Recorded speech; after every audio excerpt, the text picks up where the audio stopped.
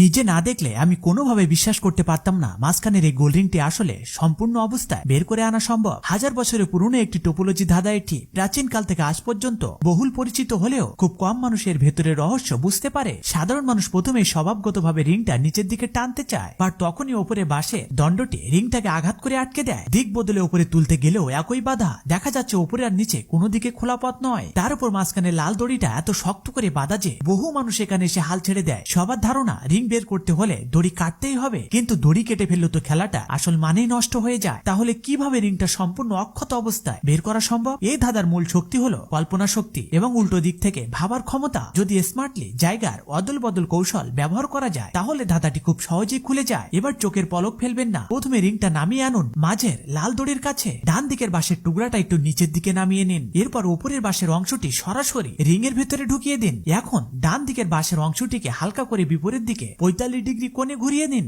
এই মুহূর্তে রিংটি দুই বাঁশের অদ্ভুত এক ক্রস পয়েন্টে আটকে যাবে। তারপর ডান দিকে বাঁশের উপরের অংশটি পুরোপুরি রিং এর ভেতর দিয়ে নামিয়ে আনুন যতক্ষণ না দুইটি বাঁশ পাশাপাশি এসে দাঁড়ায়। এখন সামনে যেন এক প্রশস্ত রাস্তা খুলে গেল। রিংটাকে ডান পাশ থেকে একটু উপরের দিকে তুললেই দেখবেন রিংটি অনায়াসে বেরিয়ে এসেছে। সবশেষে অনুরোধ থাকবে আপনি কোথা থেকে দেখছেন সেটি কমেন্ট করে জানান এবং লাইক, সাবস্ক্রাইব ও ফলো করতে ভুলবেন না।